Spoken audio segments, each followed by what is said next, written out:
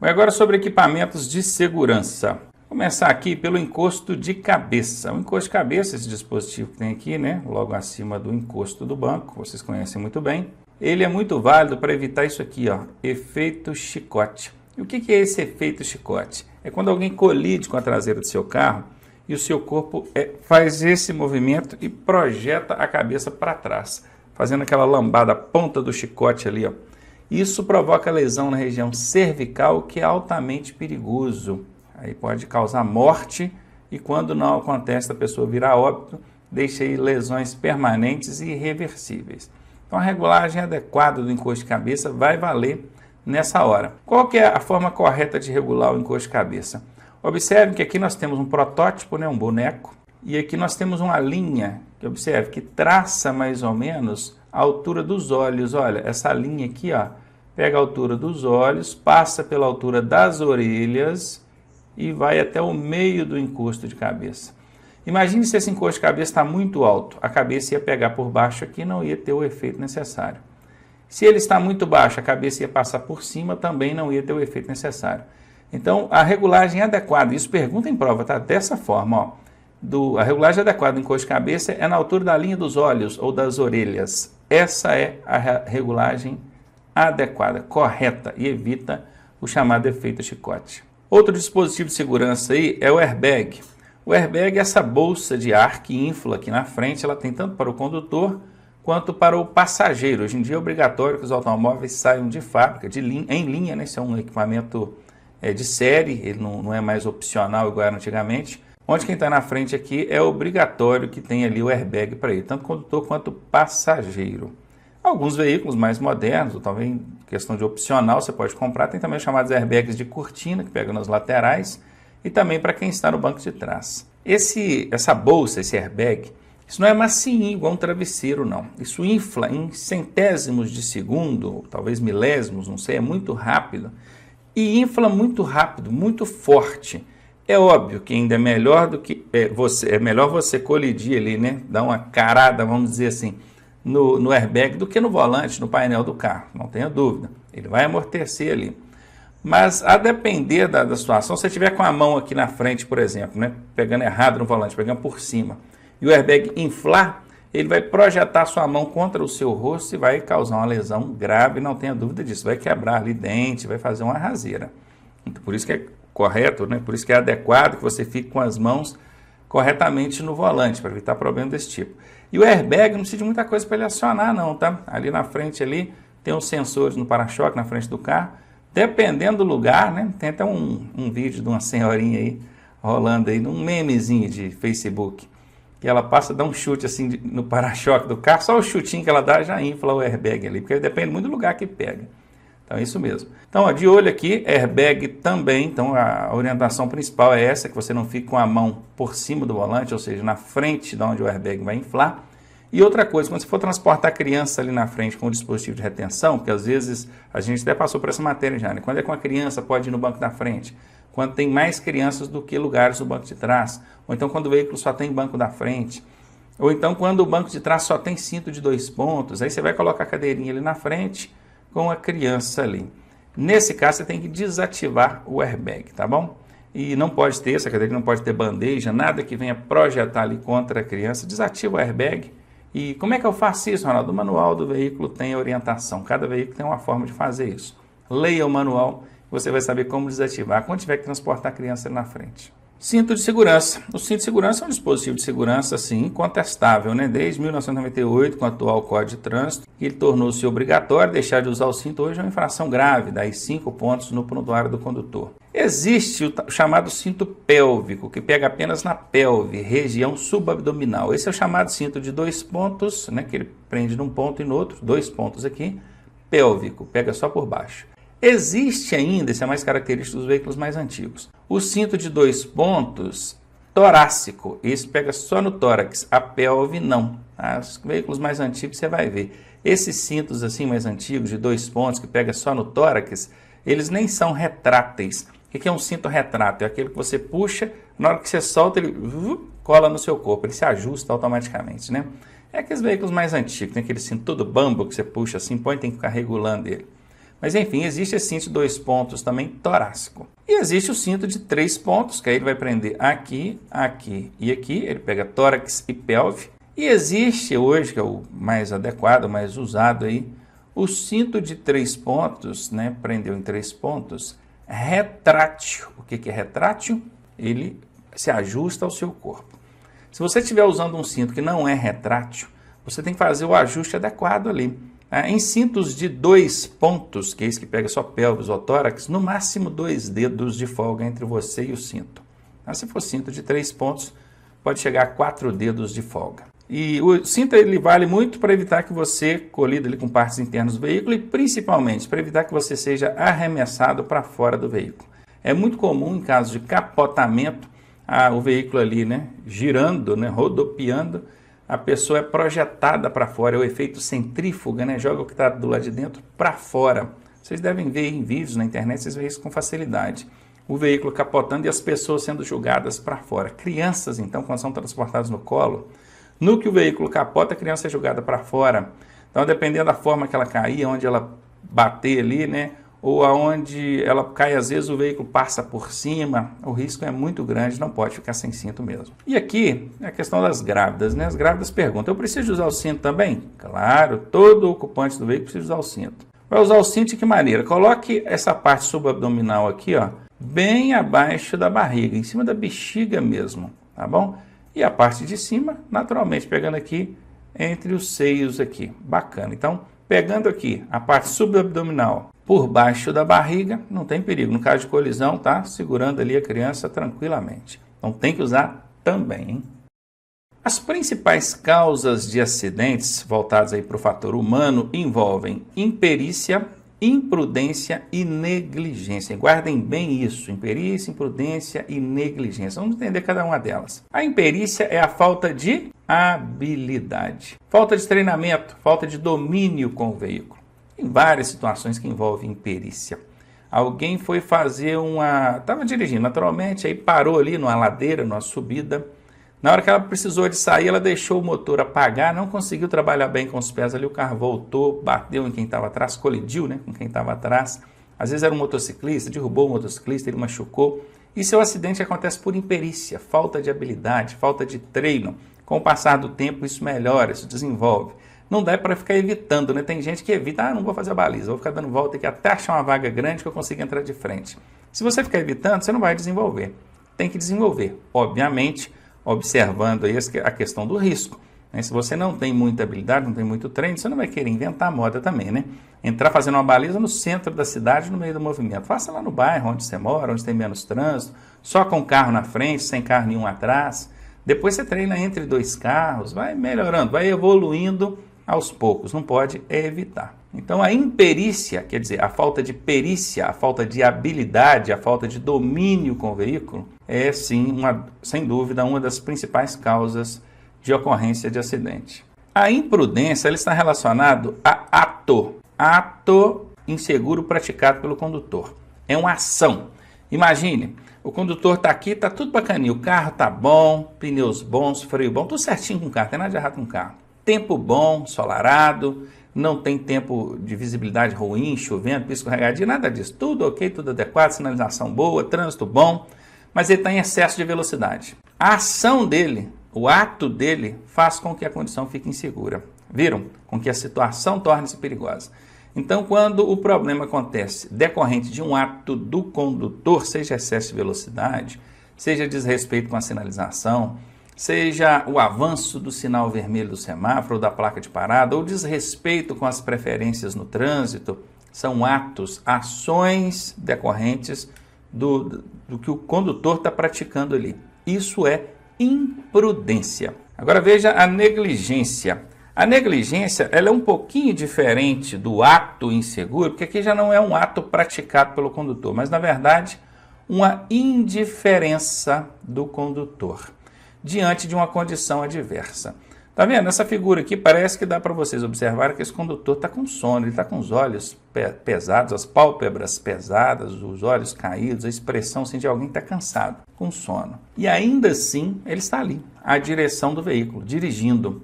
ele está sendo negligente, ele está ignorando uma condição desfavorável, que é o fator físico dele. Ele não está bem, está cansado, está com sono. Imagine a seguinte situação: o meu carro está com os pneus carecas, lisos, não tem nada. Isso é uma condição desfavorável, não é? Eu não posso dirigir dessa forma, com um veículo dessa forma. Mas aí pensando assim, eu vou só daqui ali na casa da minha sogra, por exemplo, eu vou devagarinho, bem devagarinho, com atenção, devagarinho mesmo, bem devagar. Que aí não tem perigo, não. Olha, eu estou sendo negligente. A minha ação, eu não excedi velocidade, eu não fiz nada, nenhuma ação que viesse a tornar a situação perigosa. A condição que é perigosa e eu ignorei isso. O fato de eu ser indiferente, ignorar uma condição perigosa, é negligência. Viram a diferença aí? Então, imperícia, falta de habilidade. Imprudência, ações do condutor que tornam a situação perigosa. Negligência, uma condição insegura, ignorada pelo condutor.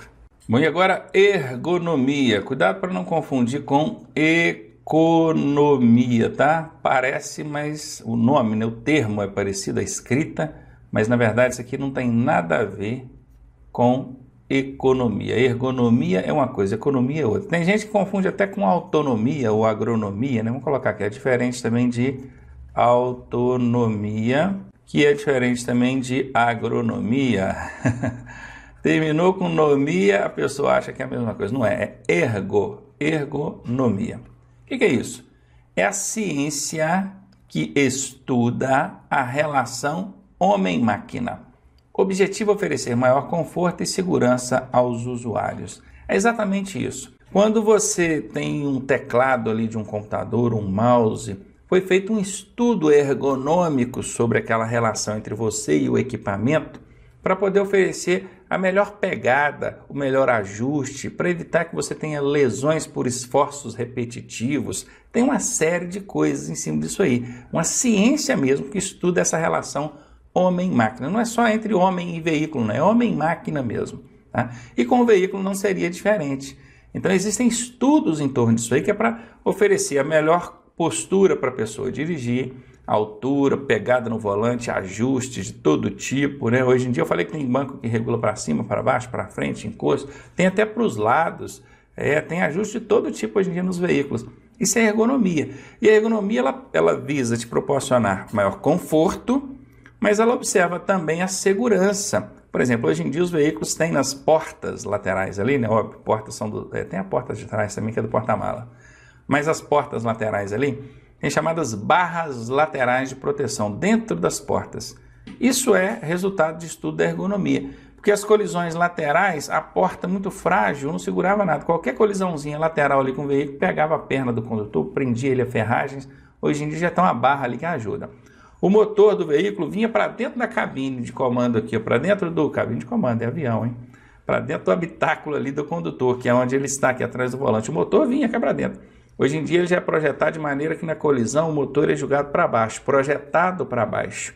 Então ele não vai para dentro do habitáculo onde está o condutor e demais ocupantes do veículo. Tudo isso é resultado de estudo da ergonomia.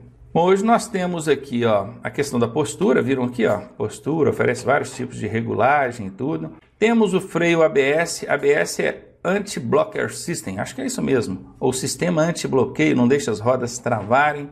Aqui ainda fala, o motorista deve tomar cuidado com essa facilidade subjetiva, não descuidando-se da atenção e da conduta correta ao dirigir. Afinal de contas, por tudo mais que a ergonomia conseguir te oferecer aqui de segurança e conforto, sempre vai ser esse camarada aqui a principal peça. Tá? Então, a visão tem que estar aqui, a postura da mão, olha aqui, mudando a marcha corretamente, a utilização dos pés de forma adequada. Tem toda uma postura onde o condutor precisa estar observando isso sempre, sempre atento a isso. Tá? Em relação à ergonomia, ela vai sim te oferecer o ABS, por exemplo. Para quem não sabe, o freio ABS não deixa as rodas travarem. E roda travada, você perde o controle da direção. Então, quer dizer, você viu alguma coisa na sua frente, freou com muita força, se não tiver o ABS, as rodas travam. O carro arrasta os pneus e você precisa desviar daquilo que está na frente e o carro não obedece à direção, perde o controle da direção. Com o ABS já não tem mais esse problema, tá vendo? Então tem tudo isso. são resultados de estudos, de pesquisas, testes, já devem ver aí, né, na televisão, na internet de vez em quando, esses testes aí com bonecos, analisando ali o impacto, o que pode ser feito, aonde que pega no impacto ali, que dispositivos podem ser colocados para aumentar a segurança e o conforto. Tudo isso é resultado de ergonomia, não se esqueça disso. E o que é aderência? Aderência é a capacidade de atrito do pneu com o pavimento. É a capacidade que o pneu tem de agarrar ali, de se prender ao pavimento. Obviamente, você vai entender o que é aderência com alguns exemplos. Quer ver? Ó, se você está com um pneu novo e com um pneu desgastado, qual deles oferece maior aderência, maior capacidade de se prender ao chão? Pneu novo. Se você está numa pista asfaltada, ou então numa sem asfalto, sem pavimentação, qual que vai oferecer maior aderência? A pista asfaltada. Se você está numa pista molhada e numa pista seca, a pista seca oferece maior aderência. Então, entendeu o que é aderência? É a capacidade do veículo se prender ali, o pneu se prender ao chão. E aqui a gente vai falar de alguns fatores que interferem diretamente na aderência. A aderência está diretamente ligada a quê? Hein? Calibragem correta. Então vejam aqui um exemplo de pneu subcalibrado. O que é sub? Sub é calibragem abaixo da pressão adequada. Pneus subcalibrados, eles ficam assim, olha, dando cintura no pneu aqui, ó. Esse pneu, ele tende a desgastar mais as laterais aqui da banda de rodagem e ele vai preservar aqui esse centro do pneu. Esse pneu, ele nessa condição, você vai ter uma perda da qualidade aqui da aderência. Esse veículo não vai aderir adequadamente ao pavimento, inclusive vai consumir mais combustível, tá? Um pneu nessas condições exige do motor um pouco mais de força para o veículo se deslocar, consome inclusive mais combustível. Então, subcalibragem é falta de pressão. Onde você deveria ter ali 30 libras no pneu, você tinha 20, 10, por incrível que pareça. Eu já vi pessoas andando aí com 10 libras de pressão num pneu e ele não percebia isso. O carro não desenvolve, fica pesado, consome mais combustível. Pneus é algo que a gente tem que calibrar semanalmente, pelo menos, tá? Aqui nós temos uma sobrecalibragem. Sub é quando está abaixo da pressão. Sobre é quando a gente está acima. Tem mais pressão de ar aqui dentro que deveria. Onde deveria ser 30 libras, estava 40. É um exemplo. Óbvio que 40 é exagero, talvez 32, 34 libras. O que acontece? Esse pneu desgasta mais no centro da banda de rodagem, preservando as laterais. Ele também vai ter uma perda de eficácia aí na aderência. Esse veículo não vai gastar mais combustível, tá?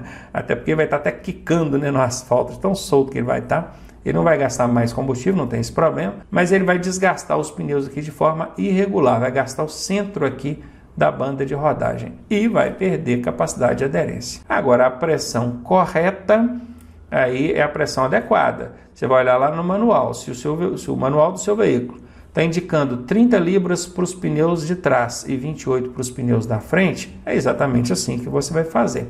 É importante observar também que essa pressão dos pneus, a calibragem, ela é variável. Ela varia conforme a condição que você vai conduzir o veículo.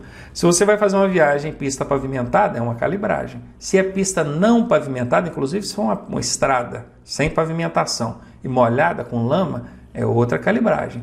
Se você está numa rodovia, carro vazio, só você dirigindo, é uma calibragem. Se o carro está cheio, você mais 5 pessoas, inclusive com bagagem, é outra calibragem. Então tem que olhar no manual do veículo. Na sua prova do Detran, nunca vai perguntar assim, qual que é a calibragem dos pneus. Pode até perguntar qual que é a calibragem padrão, né? É 28 e 30. Essa é a calibragem padrão. Mas mesmo assim eu nunca vi perguntar não, calibragem padrão não. Por quê? Porque não tem como ser taxativo ali na calibragem. Vai depender do tipo do pneu, do tipo do veículo, da condição que esse veículo vai ser usado, da circunstância, né? Se é vazio, se é pesado, se é em via pavimentada ou não pavimentada, se é pista seca ou pista molhada. Tem uma série de variáveis. Mas tudo isso você encontra no manual do proprietário. Então é muito comum a gente ver em prova o seguinte, calibrar os pneus conforme a orientação do manual de fabricante do veículo ou do proprietário. Agora a gente vai falar aqui sobre o estado de conservação dos pneus. Como é que a gente sabe que um pneu já está na hora de ser trocado? É por essa indicação aqui, tá vendo essa siglazinha aqui, ó, TWI? Isso é uma sigla em inglês que significa Tread Wear Indicator, parece até aqueles comerciais da Tabajara, né?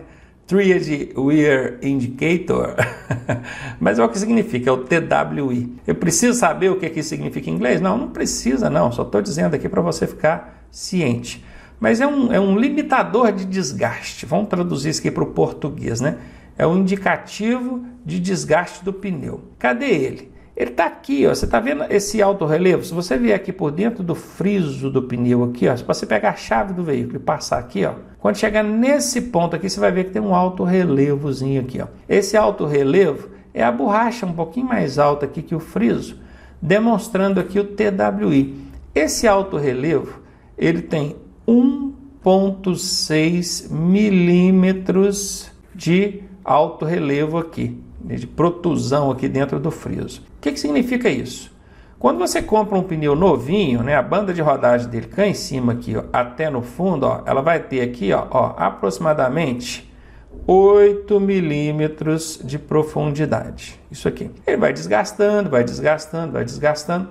Quando ele chega a 1,6 milímetros, é exatamente na hora que o desgaste chega aqui no TWI, esse indicador. E ele tem vários pontos, olha, tem aqui também, ó, tem aqui também, tem aqui também. Se você olhar com atenção na lateral do pneu, você vai ver a sigla TWI escrita em algum lugar. Quando você vê aquela sigla, você já pode saber que os indicadores estão ali naquela direção do pneu. Então você pega a chave do carro, passa aqui e você vai sentir onde é que está o TWI. Se a banda de rodagem já tiver desgastado ao ponto de chegar no TWI, significa que você tem que trocar o pneu. Porque um pneu com medida de banda de rodagem inferior, que é menor que 1,6 milímetros, se a banda de rodagem estiver com menos de 1,6 milímetros, é infração de trânsito grave, que é conduzir o veículo em mau estado de conservação. Isso é 5 pontos no prontuário e o veículo vai ficar retido até a regularização do problema. Então, já que a gente falou de aderência, vamos falar aqui de aquaplanagem ou hidroplanagem. Olha, aqua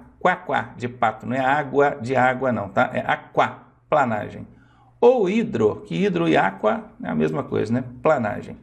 É o veículo planar sobre a água, igual está mostrando aqui, ó, por conta de um espelho d'água, uma fina camada d'água na pista. Não é volume d'água não, se for volume d'água aí acontece o travamento, não é nem o travamento, né? A resistência ali nas rodas. É o veículo deslizar mesmo, então espelho d'água, o veículo desliza sobre aquele espelho d'água. Isso é aquaplanagem, hidroplanagem. É a perda total da aderência. Bom, você já sabe que a aderência é o pneu agarrando no chão ali. Se o veículo está aquaplanando, ele perdeu a aderência como? Totalmente. Então é a perda total da aderência dos pneus com o pavimento, que é o chão, devido a uma fina camada d'água. Não é poça d'água não, gente. Não é volume d'água não. É espelho d'água, fina camada d'água, formada entre a pista e os pneus, igual está representado aqui, ó. Então, continuando. O que fazer nesse caso? Reduzir a marcha, está de quinta e puxa uma quarta e tira o pé da embreagem. Está de quarta, puxa uma terceira.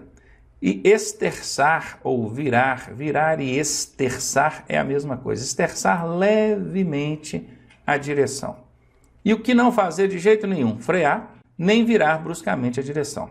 Então vamos falar um pouco mais sobre isso aqui, porque isso aqui com certeza vai perguntar na sua prova. Imagine que você está dirigindo, aí numa reta, isso acontece na maioria das vezes em reta, ainda bem, né? Menos mal, porque se fosse numa curva. Mas de qualquer lugar que acontecer, isso não é boa coisa, tá? Aquaplanar não é legal. Por que na reta? Porque na reta a pista é plana. Nas curvas, a pista ela sobreleva do lado que vai contrário à força da física, né? Imagine você fazendo uma curva para a esquerda, a força da física tende a jogar esse veículo para a direita, não é? Então a engenharia vai sobreleva a pista daquele lado ali que é para trazer o seu carro para dentro da pista de novo. E no que sobreleva a parte de fora da curva, a água escoa, não forma aquela camadinha d'água, aquele espelho d'água. Agora na reta não, a pista é plana. E a pista plana, ela forma o espelho d'água com facilidade. Aí, meu amigo, você pensa o seguinte, como é que pode um carro de 600, 700 quilos subir numa camadinha d'água assim, subir nela? Como é que pode? É igual Jesus Cristo andando sobre as águas, né? Pois é, mas pode por conta da aerodinâmica, por conta da perda de peso do veículo, perda de massa. Por quê? Quanto mais rápido ele anda, menos peso ele proporciona ao chão. Você sabia que um veículo a 100 km por hora, depende do veículo também, obviamente, porque isso depende muito da aerodinâmica do carro. Mas um veículo a 100 km por hora, ele proporciona menos de 5 kg de peso ao chão por roda. Você sabia disso? Por roda ou nas 4 rodas, se não me engano, era por roda mesmo isso. Cada roda vai estar proporcionando no chão ali aproximadamente 5 kg, menos de 5 kg por roda. O que é 5 kg? Não é nada, é muito leve. O pneu, ele precisa remover cerca de 5 litros d'água por segundo. Tem que remover, abrir ali naquele espelhinho d'água para ter contato com o chão. Imagina se esse pneu está liso. Ele sobe naquela água e desliza igual um quiabo, né? Pois então não tenham dúvida disso. Aquaplanar é isso. Soma-se a velocidade. Quando eu falei 100 por hora aqui, a pessoa pensou, mas está correndo demais. Não.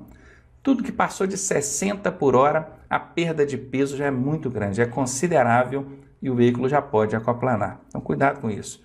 Começou a chover? Diminua a velocidade imediatamente. Porque naqueles lugares onde formam o espelho d'água, se estiver acima de 60 por hora, com um pneu lá meia vida, o risco de acontecer uma aquaplanagem é muito grande. E o veículo aquaplanou, meu amigo, acabou, você não tem mais controle de freio nem de volante.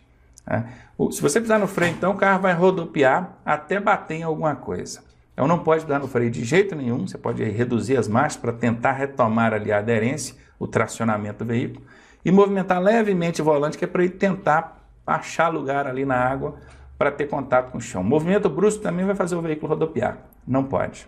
Transferência de massa. Não é exatamente peso, mas vamos entender aqui como peso, para facilitar a nossa compreensão. Consiste na sobrecarga de peso no eixo traseiro ou dianteiro do veículo, em razão da aceleração ou desaceleração. Desaceleração entenda-se aí como frenagem, tá bom? Presta atenção aqui, para ficar bem fácil você entender isso, imagine você na garupa de uma motocicleta. Tem alguém pilotando, né? Aí vocês estão paradinhos os dois, ele acabou de subir na moto. No momento que o cara que está pilotando acelera e sai com a moto, o que acontece com você que está na garupa? Você é projetado para frente ou para trás? Quando ele acelera, que ele sai ali, você é projetado para trás, não é? Isso acontece não é só com você, não. Acontece com toda a massa ali envolvendo veículo e ocupantes. Então veja, em aceleração, a massa, o peso, entenda esse peso aí, concentra-se no eixo traseiro. Esse eixo traseiro vai ficar mais pesado, da frente vai ficar mais leve. Entendido? Quando esse condutor ali da motocicleta freia, o que acontece com você? É projetado para frente. Você e toda a massa é projetada para frente. Então vai sobrecarregar o eixo dianteiro. Pegou isso?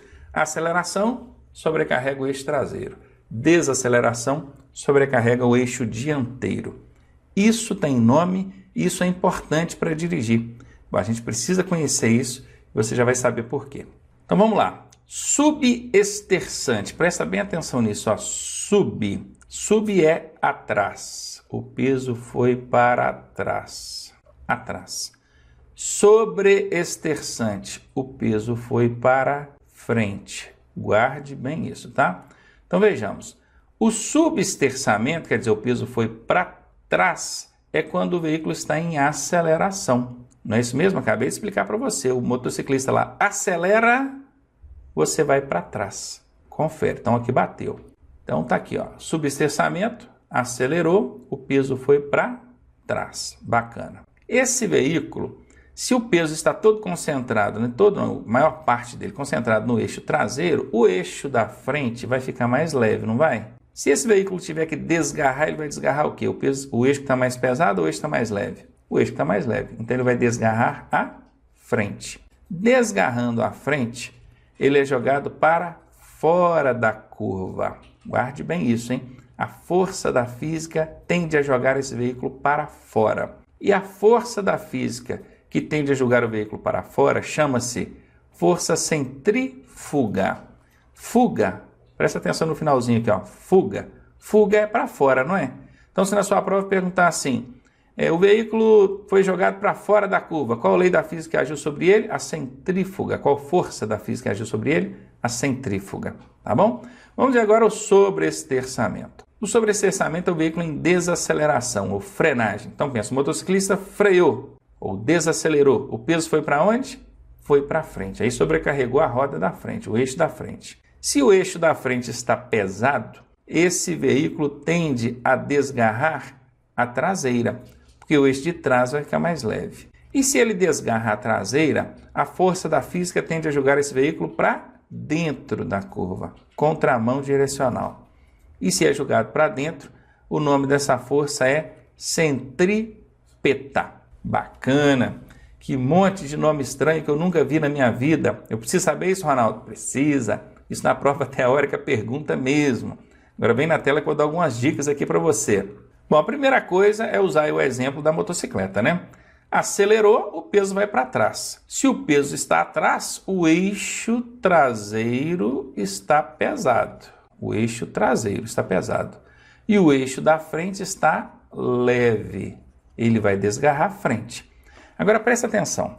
Desgarrar a frente. Frente começa com F. Ele vai ser jogado para dentro ou para fora da curva? Vai ser jogado para fora, que também começa com F. Então esse é o primeiro macete, a primeira dica.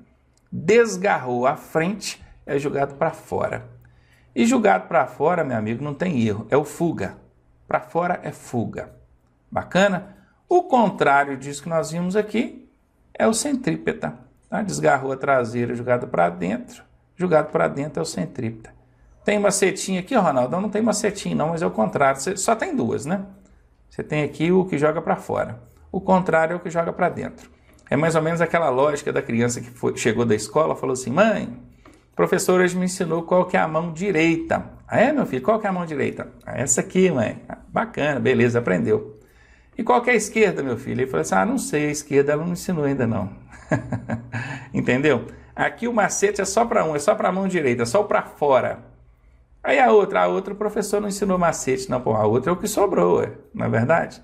Então tá aí, macetaço para você, não esquece não. Tem que conhecer isso aqui, gente, por quê? Qual que é a finalidade disso aqui na prática, no dia a dia? É para você entender justamente que dentro de uma curva, se você acelera, o seu veículo tende a ser jogado para fora. Se você desacelera, o veículo tende a ser jogado para dentro. Isso são as forças da física atuando sobre ele. Significa que eu não posso frear ou acelerar dentro de uma curva? Pode, de forma moderada pode. Hoje em dia os veículos são equipados com vários dispositivos ali que ajudam em tudo isso. Controle de tração, estabilidade, uma série de coisas. O próprio sistema de suspensão está muito preparado para absorver aí essas forças da física atuando sobre o veículo. A própria engenharia, já sabendo disso, já sobreleva a pista de um lado, sobreleva do outro, não é? Eu disse que nas retas a pista é plana, não é? Pois é. Mas nas pistas onde a engenharia já é mais avançada, o centro dela, o meio dela ali, ó, é mais altinho. Repara para você ver. Então escoa bem a água. Então tem jeito para tudo. A gente precisa conhecer, porque conhecendo a física, a gente não vai ter que aprender assim com a prática, né? Deixando acontecer para ver o que acontece. Vamos agora falar de condições adversas. Condições adversas são aquelas várias que a gente encontra no trânsito, não são situações encontradas ao dirigirmos e que podem nos proporcionar riscos. Certamente vão proporcionar riscos. Você conhecendo esses riscos, você já vai dirigir de forma a neutralizá-los ou, no mínimo, diminuí-los. Então, bacana. Que condições são essas? A gente tem aí pelo menos 6 condições adversas. Luz, tempo, estrada, trânsito, veículo e condutor, ou motorista. Aqui eu disse estrada porque é via, pista, estrada, tanto faz. Assim como condutor e motorista, dá na mesma. Então, eu já guardei dessa forma. Eu memorizei bem assim. Luz, tempo, estrada, trânsito, veículo e motorista. Luz, tempo, estrada, trânsito, veículo e motorista. Guardou isso? Você já sabe quais são as 6 situações adversas encontradas no trânsito. E a gente vai falar sobre cada uma delas agora com maiores detalhes para aprender a lidar com elas. E aqui, ó, só um destaque, tá, gente? Apesar de a gente ter tantas adversidades aí no trânsito que propiciam risco, só o condutor é responsável por cerca de 90% dos acidentes. Só as falhas humanas. Observe que o condutor é uma das 6 condições adversas. Se você pegar 100% dos acidentes e dividir para 6, vai dar aí, se eu não me engano, 16,66, um negócio assim, mais ou menos, estou fazendo de cabeça aqui. Ou seja, a condição luz seria responsável por 16%, a condição tempo seria responsável por 16%, a condição pista, entendeu? Isso seria a lógica matemática. Mas a lógica real é que esse bacana aqui, ó, só esse bacana aqui, é responsável por 90%. E deixou os outros 10% para dividir para os outros 5%. Eita, motorista, hein? Pegou logo 90% das causas de todos os acidentes por conta dele, falhas humanas. Isso é para você ver que mesmo a pista sendo ruim, mesmo a engenharia de tráfego sendo ruim, a sinalização sendo ruim, o carro muitas vezes com problema, o trânsito congestionado, motoristas são sempre a principal causa de acidentes. É o motorista o responsável por toda essa tragédia que acontece no trânsito aí, não tenha dúvida disso.